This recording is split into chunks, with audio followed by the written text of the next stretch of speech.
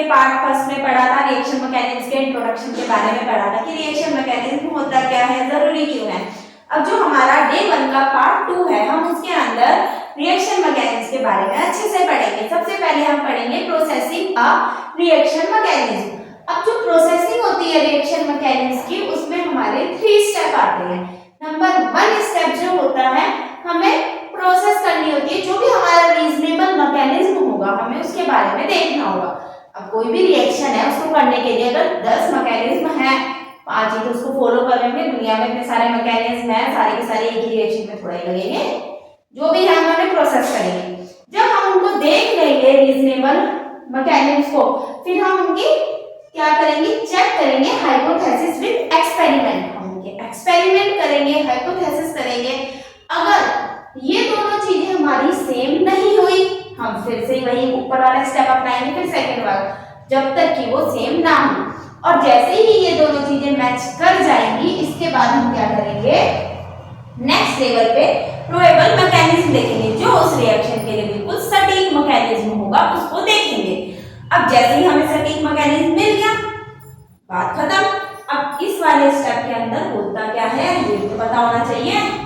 Processing of the reaction mechanism, अगर हम processing of the reaction mechanism को देखें तो इसके अंदर क्या आती है, पोलर मैकेनिज्म आता है और एक रेडिकल मैकेनिज्म आता है। अब पोलर मैकेनिज्म के अंदर अगर हम देखें तो ये क्या होगा, इलेक्ट्रोपॉजिटिव, ये क्या होगा हमारा इलेक्ट्रोनेगेटिव, दोनों आपस में जुड़ेंगे, ये रहा हमारा इलेक्ट्रोपॉजिटिव और इलेक्ट्रोनेगेटिव, ये एक रिएक्शन बन गई। अब हमारा जो रेडिकल मैकेनिज्म होगा उसमें एक रेडिकल कोई ए के ऊपर डॉट लगा दिया, बी रेडिकल बी के ऊपर डॉट, दोनों ने आपस में रिएक्शन करी, ए बी के बीच में क्या बन गया, बॉन्ड बन गया। अब जो रेडिकल मैकेनिज्म होता है इसमें इंटरमीडिएट नहीं बनते हैं, जो भी हमारा बॉन्डिंग क्या करती है, चेंज करती है सेम टाइम पर, उसी समय हमें देखने को मिलता है। ये सिंगल स्टेप में होती है, नॉर्मली हमें रिएक्शन देखने को मिलती है। अब सबसे पहले हम पोलर रिएक्शन के बारे में पढ़ेंगे। अब जो हमारी पोलर रिएक्शन होती है, मतलब कि ये वाली पोलर रिएक्शन होती क्या है, जब हमारा इलेक्ट्रोपॉजिटिव और इलेक्ट्रोनेगेटिव आपस में रिएक्ट करता है, रिएक्ट करने के बाद रिएक्शन को फॉर्म करता है, तो उसे हम क्या बोलते हैं, पोलर रिएक्शन बोलते हैं।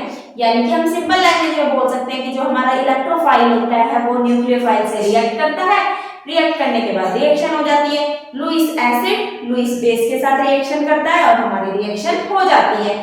हम किसी भी चीज को नॉर्मली कह सकते हैं, इलेक्ट्रोफाइल न्यूक्लियोफाइल से अटैक कर सकता है, लुईस एसिड लुईस बेस से रिएक्ट कर सकता है, पॉजिटिव नेगेटिव से रिएक्ट कर सकता है, ये सब हमारे पोलर रिएक्शन के अंदर आते हैं। अब जो हमारी पोलर रिएक्शन होती है, इसके बाद हमें अपना नेक्स्ट स्टेप में इंडक्टिव इफेक्ट के बारे में पढ़ना है कि ये इंडक्टिव इफेक्ट होता क्या है। अगर हम जाने, जिसे आई इफेक्ट भी बोलते हैं,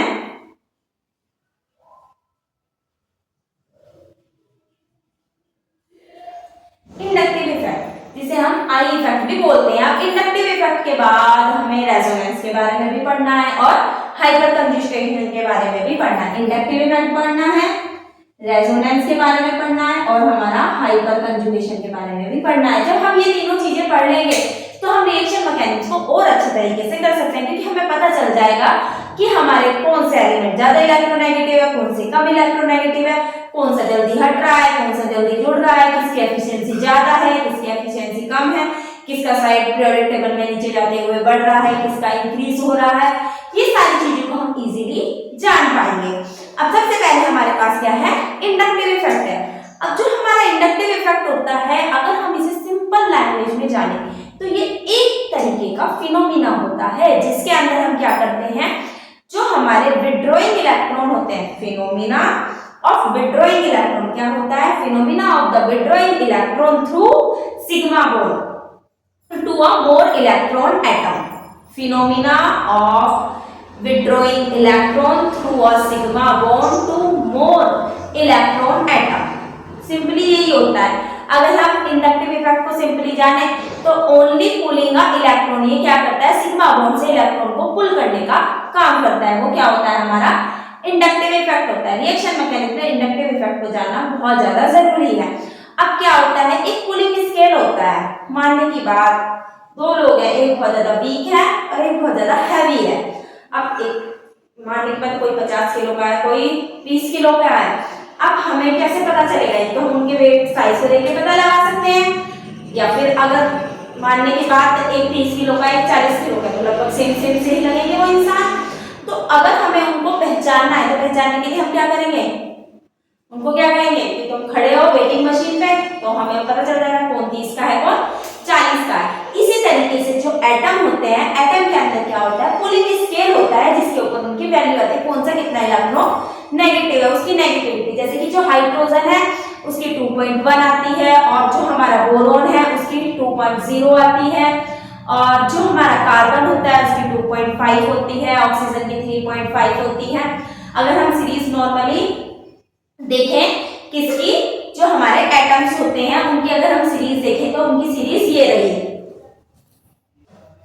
अब देखिए जो हाइड्रोजन होता है उसका पुलिंग स्केल पे वैल्यू कितनी आती है? 2.1, बोरोन की 2.0, कार्बन की 2.5, नाइट्रोजन की 3, ऑक्सीजन की 3.5, फ्लोरीन की 4, क्लोरीन की 3। और जो मैंने डेफिनेशन भी लिख दी है एक तरीके से कि जो हमारा इंडक्टिव इफेक्ट होता है वो फिनोमिना होता है of withdrawing electron through sigma bond bond to more electron atom, या फिर only pulling of electron through sigma bond, ये सब। अब जो हमने अगर अपनी ये पुलिंग स्केल पर वैल्यू देखी तो जो हमारा फ्लोरीन होता है इसकी सबसे ज्यादा वैल्यू है।